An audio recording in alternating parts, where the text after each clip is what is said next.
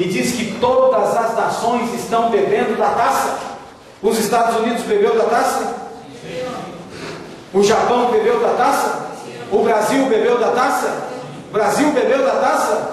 Bebeu. Agora note que a Bíblia está dizendo aqui, ó, com ela, olha o que diz, vamos ler de novo: pois todas as nações têm bebido do vinho do furor da sua prostituição. Prostituição é mudança da verdade. E a Bíblia continua: com ela se prostituíram os reis da terra, também os, o que, irmãos? Mercadores da terra. Aconteceu o que com eles? Enriqueceram. Olha ali, ó, riqueza. Os mercadores da terra enriqueceram à custa da sua luxúria. Ou seja, a igreja queria ficar rica e começou a produzir um monte de coisa para os mercadores comprarem, e a igreja enriqueceu. Forte, não é? Mas é a palavra de Deus. A Bíblia diz aqui que mulher significa igreja, que está fundamentada em um reino poderoso. A Bíblia diz aqui que as 7 cabeças são as 7 colinas, e a história e também o próprio livro romano diz que está em Roma. Era uma mulher muito rica e que se tornou rica através da corrupção. Tinha também a abominação, que era a rejeição da lei. A Bíblia diz também da prática da imundícia, que é o que, irmãos? Idolatria, prática da idolatria.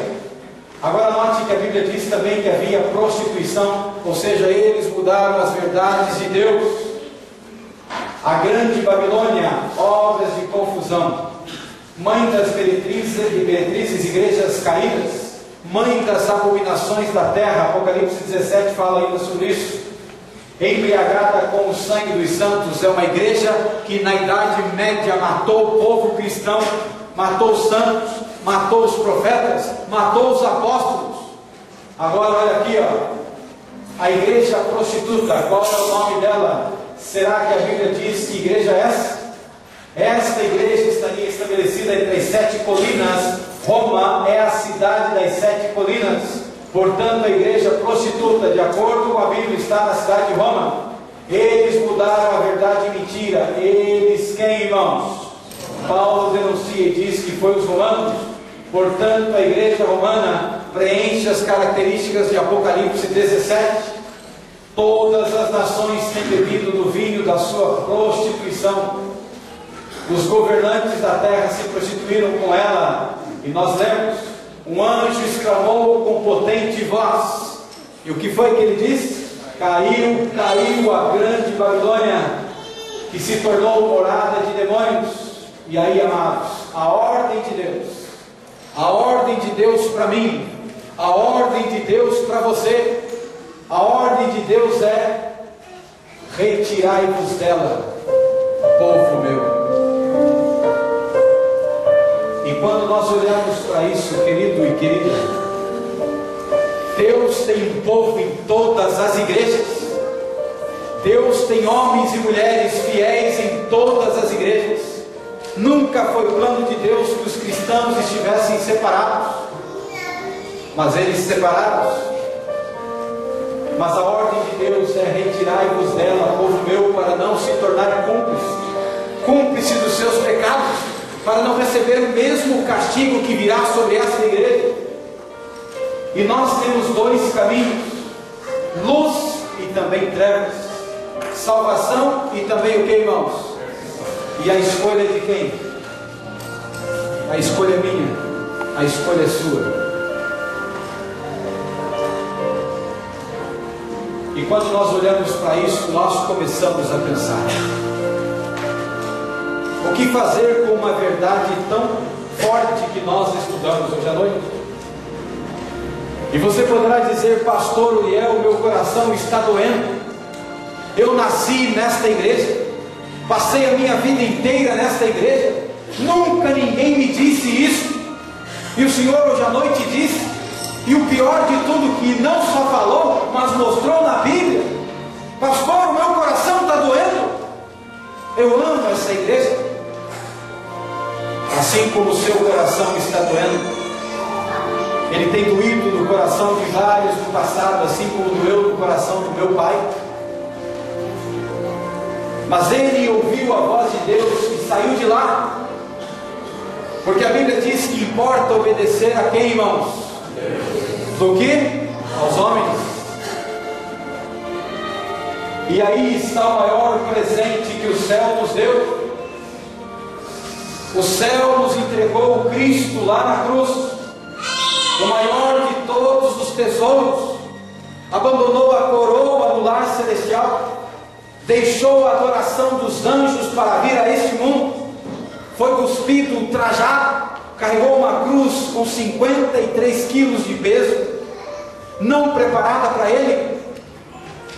E quando nós olhamos nos filmes sobre Jesus, eles colocam Jesus como uma espécie de uma tanga, né? Mas Cristo ficou nu. Sabia disso? É por isso que você vê a natureza se revoltando e o sol deixa de dar o seu brilho e se transforma em trevas. Eles queriam humilhar o Filho de Deus. A natureza convulsionou e deu um terremoto, lembra disso? Os anjos estavam com as suas espadas, com as espadas na mão, esperando o menear de cabeça de Cristo para passar a espada a este povo. Esperavam que Cristo dissesse: chega, que o homem pague pelo seu pecado. Mas a Bíblia diz que Cristo não abriu a sua boca. Como ovelha muda foi levado ao matadouro. Abriu a sua boca na cruz para dizer: Pai, perdoa-os porque não sabem o que fazem. Abriu a sua boca lá na cruz, olhando para um ladrão na mesma condição de morte que ele, para dizer: filho, eu te prometo, você estará comigo um dia no paraíso. O maior de todos os tesouros, o presente que a Bíblia nos deu, nos descreve Jesus. Mas ele não permaneceu no túmulo, ele ressuscitou. E aí está a esperança da nossa fé, ele ressuscitou. O Cristo está vivo e ele quer renascer no meu e no seu coração a cada dia, a cada instante. E existe uma promessa no livro sagrado, e a Bíblia diz em Apocalipse capítulo 3, versículo 20: eis que estou à porta e bato. Se alguém ouvir a minha voz, eu entrarei no seu coração e na sua vida. Querido filho, querida filha, nesta noite não é um pastor comedor de farinha que está batendo a porta do seu coração. Nesta noite o Cristo vivo desceu do céu e está batendo na porta do seu coração e dizendo: filho, filha, a verdade que você ouviu nesta noite é dura, machuca, mas é a verdade bíblica inspirada por mim, o Pai Celestial. E se você ouvir a minha voz, se você abrir a porta do seu coração, verdades eternas serão reveladas e a sua vida será transformada. E você nunca mais será o mesmo homem, a mesma mulher, nunca mais será enganado pelos mercenários que existem nesse mundo, mas conhecerá as verdades e será liberto você e a sua casa.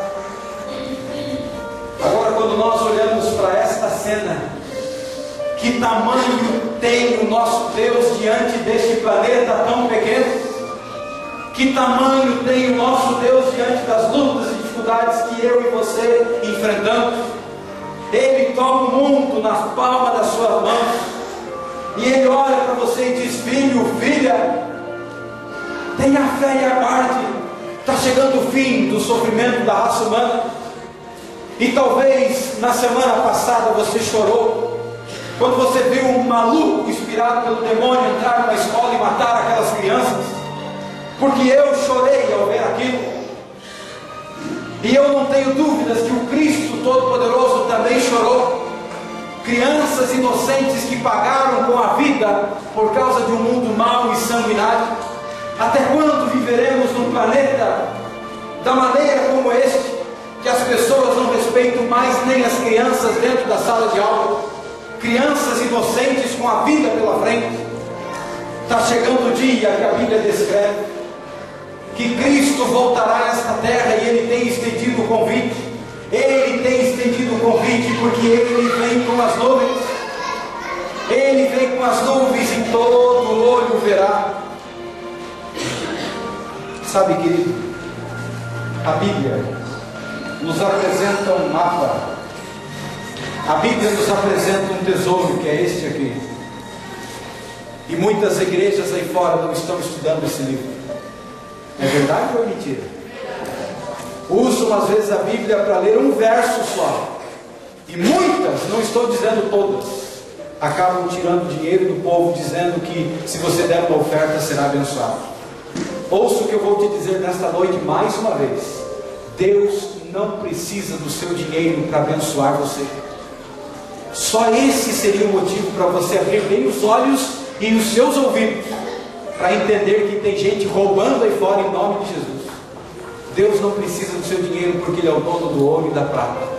Ele não precisa de oferta de sacrifício, viu? Ele não precisa disso. Ele precisa apenas do meu e do seu coração.